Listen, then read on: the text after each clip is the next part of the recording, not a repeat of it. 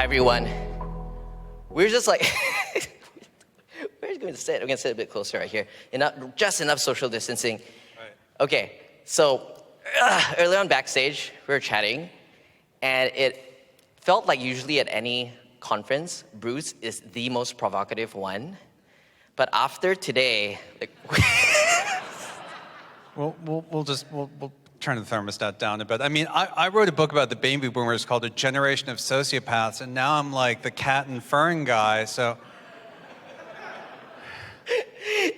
65 million people I defamed, and somehow, like, I will be the most vanilla thing you're going to hear today. Anyway. we're going to be tame puppies, but we're going to discuss something else.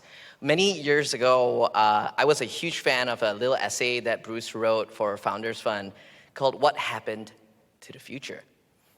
We wanted flying cars, but all we got was 120 characters. Did I get that right? Yeah, 140, and the day after I wrote that, I was trapped on a plane next to Jack Dorsey from Frankfurt to San Francisco. We did not speak. There were not 140 characters between us. Oh my God. And so for today's panel, when we're discussing it, the title is not so much what happened to the future, it's actually enemies of the future. Why did you feel that was a better title? Because, I think the zeitgeist moved from, to being fairly, encouraging of innovative activities, startups, et cetera, maybe arguably too much so. There are some pockets of exuberance. But I do worry over the longer term, especially as the nature of what we do as entrepreneurs and venture capitalists shifts. Traditionally we have been able to sort of ignore or pretend that a lot of forces don't exist on the theory that, the products and the companies will be sufficiently good and we'll just kind of get away with things, or that we just don't matter that much and there won't be as much pushback. But as we move to solving, emboldened by our success, larger and sort of more serious problems, I think that we will attract and have already attracted the negative attention of people who do not want things to change. And this is, I think, a risk not only for us but for society. One example might be, for example, we want, for example, a new clean energy future. We want space exploration to take place. We want to do all these sorts of more industrial, sort of longer term, harder tech, larger scale things. And that means we need an environment where policy is relatively stable, not necessarily asking for tax breaks or particular regulatory accommodations, but our presence will be sort of more embedded in society in a way that's harder to ignore as we move into logistics and what have you. And that requires government to at least not be aggressively anti-tech, anti-innovation. And I think, unfortunately, given the policy volatility, and as companies and venture capitalists encroach more and more onto sort of core competencies of government, for example, Amazon with delivering stuff to people, Moderna with delivering, sort of vaccines, providing pharmacological and other solutions, SpaceX and supplanting the role of NASA in the defense industrial complex, we will attract more and more negative attention. I do not think it is a coincidence that our ability to successfully displace, replace, and improve upon the products and services traditionally provided by governments or parastatal entities, I don't think it's a coincidence that roughly the same time there's been an enormous pushback against our industries, even as they achieve arguably their moments of greatest success. I don't think that a lot of entrenched players want to see the future happen. They like things the way that they are. There is a lot of ideas that a lot of founders have that they're changing the world, they're disrupting the world, and of course some people don't want that to happen. A lot of times at 500 Global, when we work with our global unicorns in emerging markets, the pressure is even harder. Like today, Grab is de-SPACing at what is the largest SPAC in the world, and when we seeded and was working with that company, we were working at founders to say, hey look, if you're a tech giant, you're a public service. More people use and interface with you than they interface with government services. So let me ask you this. Is government intervention right now too much in your view? Do you think they've already kind of pressured on too much? Or do you think there's some cases where, maybe it's kind of fair, for governments to kind of get involved in venture and startup activity? I think it's fair. My concern is that in some cases it's a reflexive response. I think that there's way too much policy volatility. Things change, a lot, and there's nothing wrong with that. Obviously in our business, sort of like, fail forward, iterate, et cetera. That's okay. At the social level, it does become disruptive if policies change all the time. Or more importantly, if policies remain ambiguous, which is in the, and this is a particular... But a lot of the ambiguity has helped us over the past decade, right, to innovate at the same time, though. But is it as the ambiguity kind of took a different turn, in your view? I think ambiguity combined with indifference is great. Because that allows us to just sort of move along, not necessarily violating any laws, but no one pays too much attention. But ambiguity combined with attention is extremely bad, because what you get with ambiguity combined with attention is arbitrariness, and that is evident in the United States. So the Department of Justice once tried to calculate how many criminal laws there are in the United States. They couldn't actually do it. No one has any idea. There are so many, and there are even more regulations.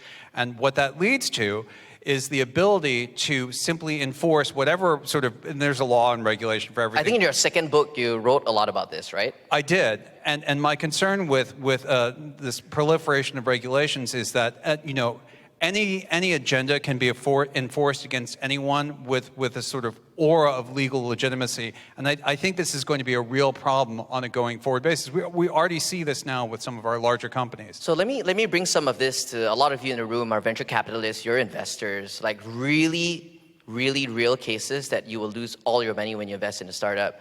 Recently, just yesterday, I met up with a LP in our funds who had a portfolio company as well, in an income share agreement type space.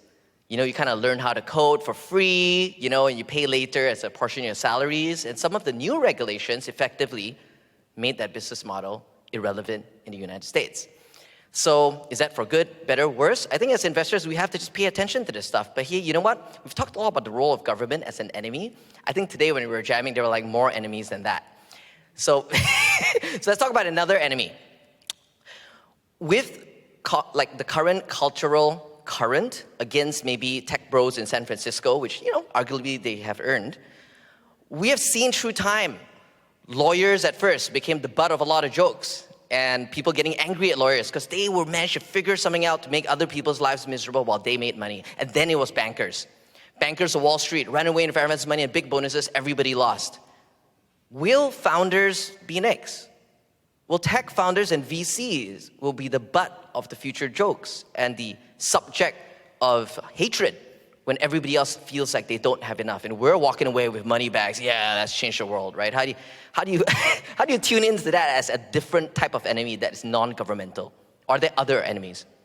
Yeah, and we've already seen this, sort of with the most successful and the sort of arguably more extreme founders like, Jeff Bezos and Elon.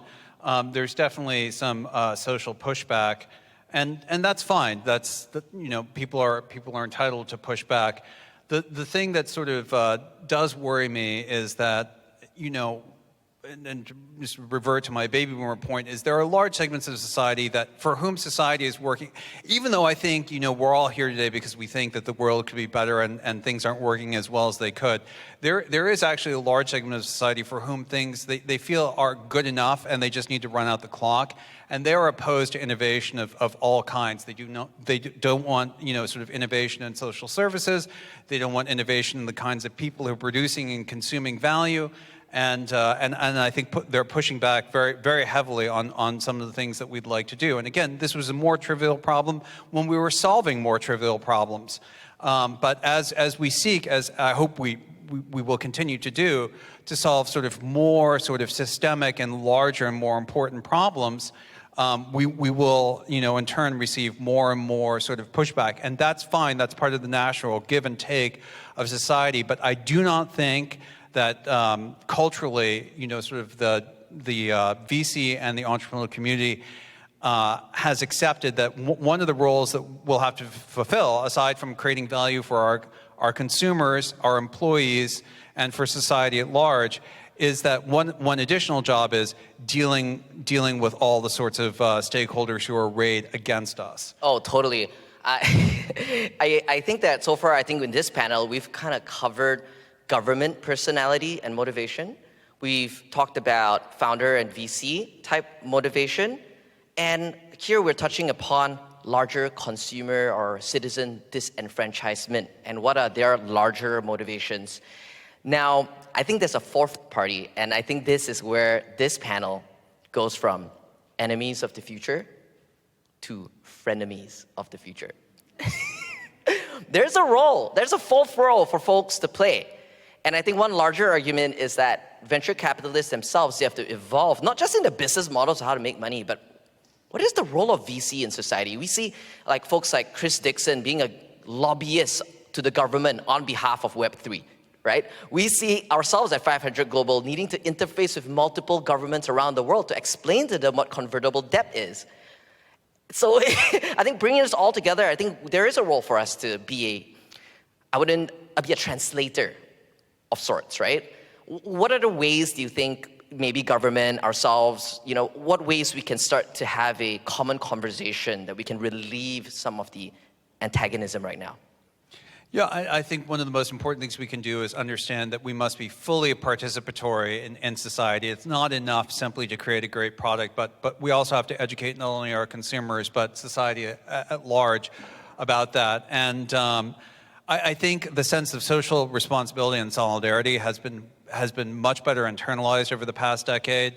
But at the same time, one thing that I would want to make sure doesn't happen over the next 10 years is that we don't internalize the idea that we're necessarily doing evil. I think overall we're not, but there is always a pressure to come to say, like, I'm guilty, I've done a terrible thing, even when you haven't, just to make the problem go away, or because that's the monolithic sense of the culture. I think we should resist that, so long as it's true.